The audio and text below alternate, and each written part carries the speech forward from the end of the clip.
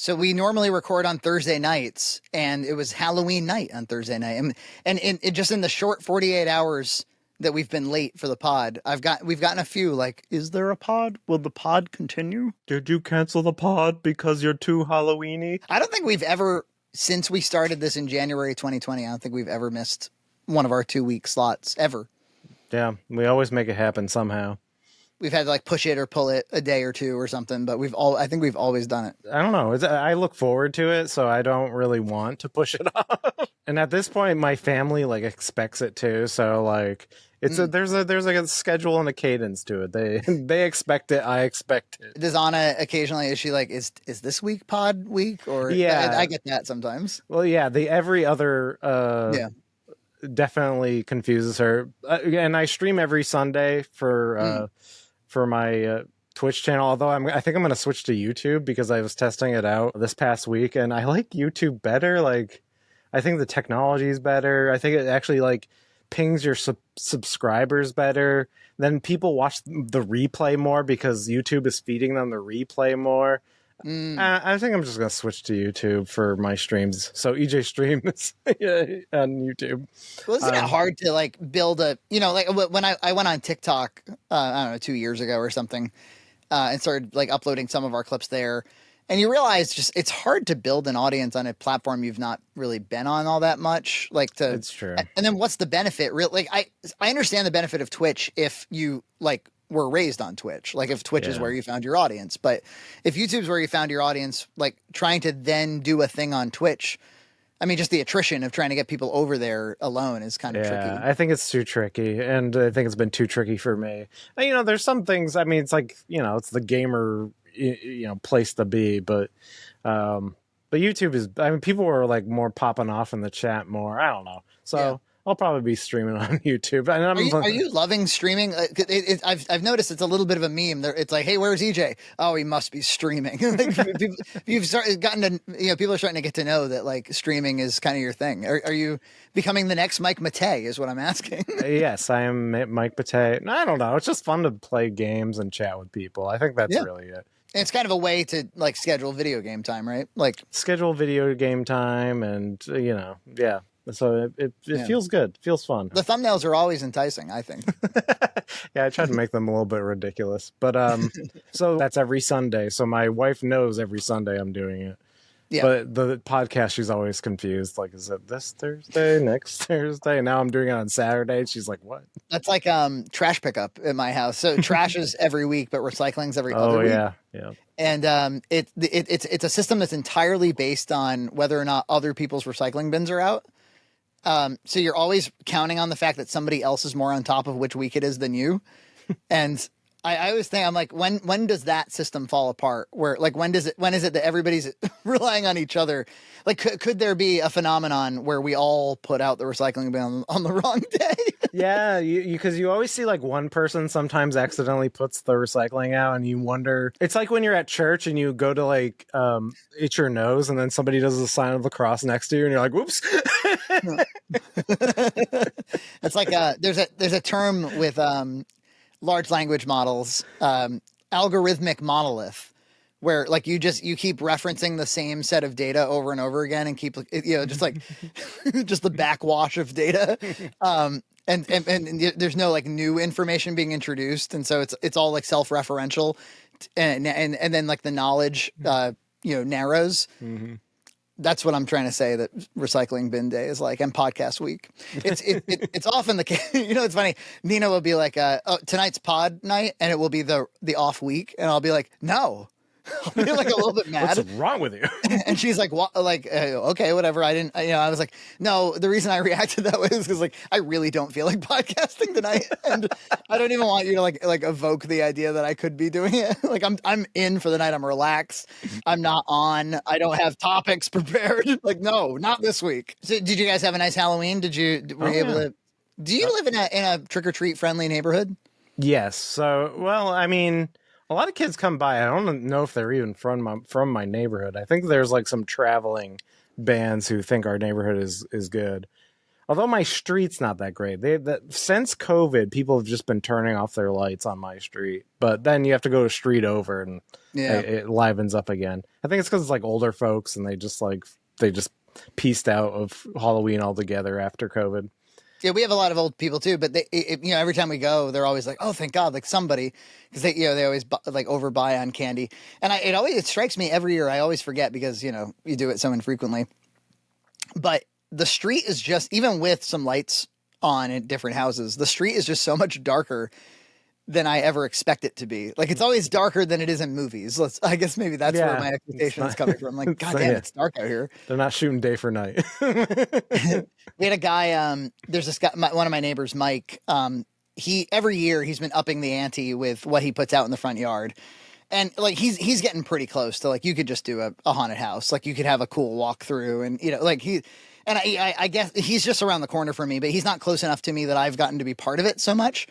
But because I'm an enthusiast and he knows that, like when he does see me, he's like, "Hey, like you got to see, like I just got a Frankenstein and I just got this, I got this animatronic pirate and I built a cardboard Viking boat that I'm going to put him in."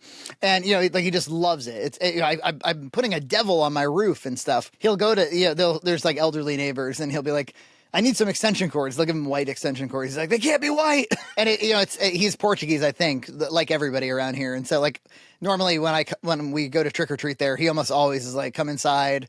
And they're watching a horror movie or something and the whole house smells like Charisse. It's Halloween, man. I love it. This guy really always makes us feel welcome. And he actually has like a cool photo op like bench where we normally do a photo op. Gloria can sit in the strobe light and take a picture.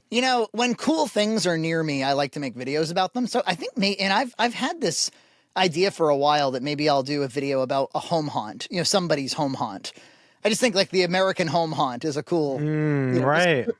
Profile somebody's prep throughout September and October for their, and often like they're only unveiling it for so many people. So yeah. I think it would be a cool thing too. And I have no doubt he'd be like all about memorializing it. So I might approach him next year and that might be a piece of the Halloween content. But Gloria was like almost too afraid to approach it this year. She was like, "You got to go trick or treat at Mike's house." And I was like, "Oh, I don't trick or treat, kid." So we had to we held hands. I was like, "But he's like really expecting us." So we'd held hands and she covered her eyes and just walked through, all the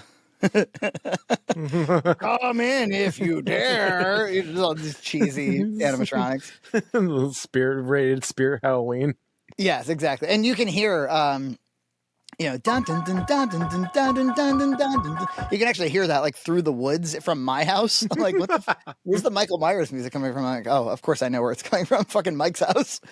That's great. Yeah, it was a good time. We have in theory, a friendly trick-or-treating neighborhood. And yet still, since COVID, there's not a tremendous amount of foot traffic on it. I wish there was a bit more. I got a big Costco bag of candy and I was tasked with passing out the candy. So, but we got a good amount of people. We blew through that whole Costco bag. And the previous few years that wasn't the case. So people are coming back, or people are coming. The boys were way into Halloween this year than previous years. They were like, "This was so fun. This is," and like awesome. In the previous years they're like, "Oh, we're doing it. It's okay. We're dressing up." But they didn't like seem like they totally got it. Yeah, this is like the first year that they were like psyched and they were really into it. And Noah was Mario with a Cappy hat. He got a Cappy hat from Mario Odyssey, and then what an addition to the lore Cappy ended up being. Well, yeah, they love Cappy. I don't know why. There's something about him. He's very lovable, I guess. Very smart branding. Because how do you rebrand, even in subtle ways, a character as he's Mickey fucking Mouse at this? So like, well, you put eyeballs on that hat and you make it move around. And you're like, oh. We did it. We did it. Call it a day. It's fun because they have the ghost Cappy, and then now he has a Cappy hat.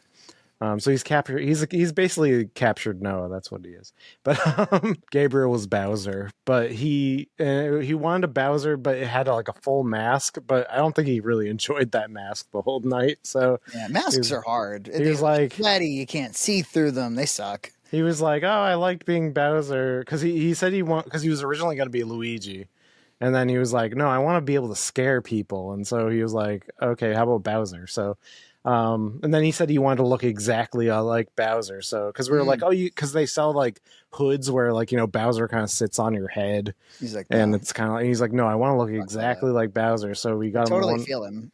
And so he got the one with a mask, but then he was like, after trick or treating, he's like, next year I'm going to pick a costume without a mask. So. Yeah, they're terrible. Gloria got it in her head, I think because of our Boxmac episode, that she wanted to dress up like a goth. And the only goth reference she has is Lydia Dietz from Beetlejuice. Right. And so she would tell people either she's a goth or she's Lydia. But she didn't want to wear any like black lipstick or eyeliner or anything. She didn't want to put on makeup. All she had was there's her regular sweatpants, and then she had a black long sleeve t-shirt, and she let her hair be messed up, and then she put some like scotch tape on her shirt, and she was like, I'm a goth now. And then for school she wanted to go that way, but in school they said you have to be a book character. So we were like, oh, let's like overnight like a golden book of Beetlejuice or something. There's got to be a book. And there wasn't, or at least it wasn't easily found. So we ended up like overnighting a comic book. We're like, see, she's a book character now, I guess. Even though she looks nothing like Lydia. But then when we went out trick-or-treating, she kept, we must have went to 10 houses or something. She kept forgetting protocol over and over and over again. So she'd ring first of all, she'd be kind of like, a lot of just like loose energy. She didn't, she's like kind of dancing on the steps and doesn't really know where she is. I'm like, hey, it's dark out and shit. And like, hey, ring the doorbell, would you? This is our 10th house. You ought to know this by now. And she'd ring the doorbell, and then she'd get impatient waiting for the old people to come. And then she like wouldn't like move out of the way of the door to let them open the door. And then they finally would. And she always forgot to say trick or treat. And so in one in particular, I just like lost it. The old lady goes, hi. And Gloria goes, hi. She like returned the energy, like the patronizing. It is funny. Like I actually, because I was tasked with passing out candy. Kids were not saying trick or treat. They were just they were just blank stares and like, I'm like, happy Halloween, and I don't care, but I just didn't. But it was just, I don't care, whatever. I'm giving you candy, whether you say it or not. Yeah. But I just noticed it. I was like, that's interesting that they're not doing the thing. They're not doing the thing. And then there's always like the candy holder, because they always have more candy than they need. They're always encouraging you to take shitloads of candy, and then the parent either doesn't want you to take a shitload of candy or doesn't want you to be rude and take a shitload of candy. So both people's interests are conflicted. There's like a little bit of tension about just how much candy is going into this kid's bag.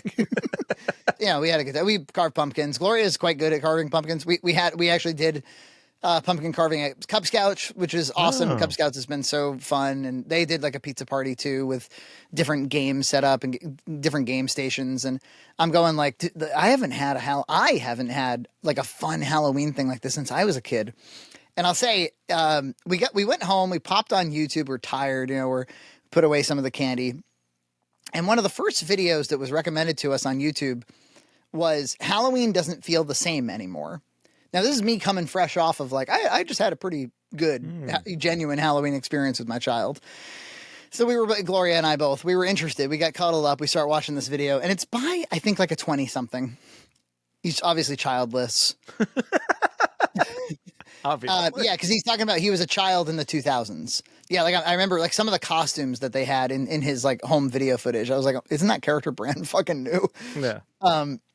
But he was like, it was this kind of morose video about how, you get too old and you're in high school and you can't trick or treat anymore. And then you're alone and online relationships just aren't the same as real relationships. He's going on and on about just this morose shit. In my survey, there was someone who wrote about something that happened in middle school, a downhearted recalling of when they were out trick-or-treating by themselves, and they just got really sad because they weren't having fun anymore. I'm sitting there, like, I start to roast him, and Gloria is, like, cackling at the...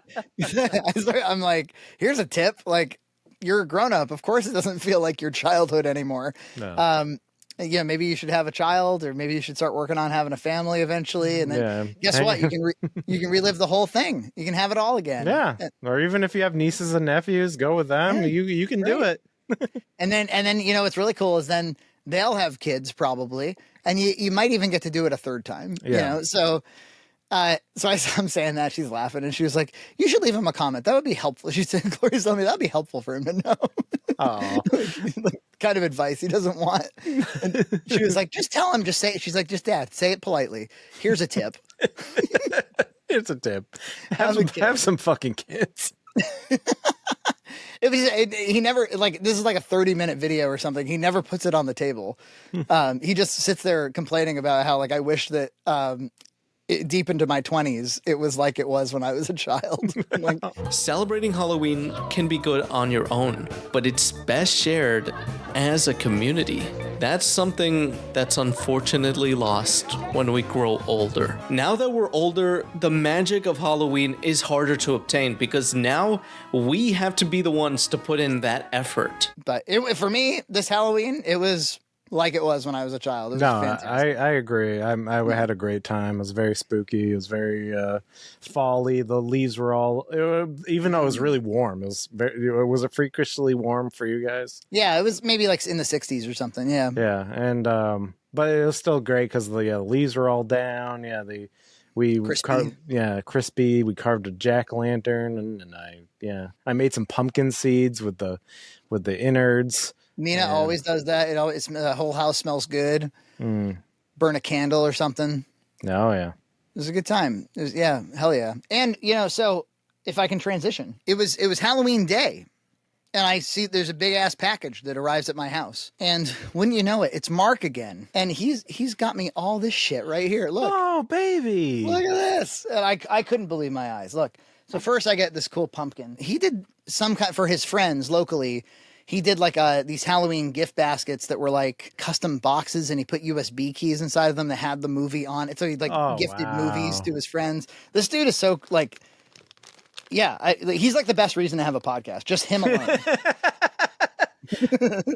So I got a nice little pumpkin pail. He goes through the trouble of putting some of the straw in it. Oh right? yeah, it's like an Easter basket. Yeah, he's not gonna put candy in a naked basket. And we've got these Kool-Aid popping candies, which Nina claimed. She was like, "Can I have the popping candies?" Again, total surprise. He didn't say like, "Hey, I got something on the way." I had no idea. I just walked into this. There's like Kit Kats. There were some Butterfingers in here that are now gone. A note about Butterfinger. I think that full-size Butterfingers are not fit for consumption. They're too...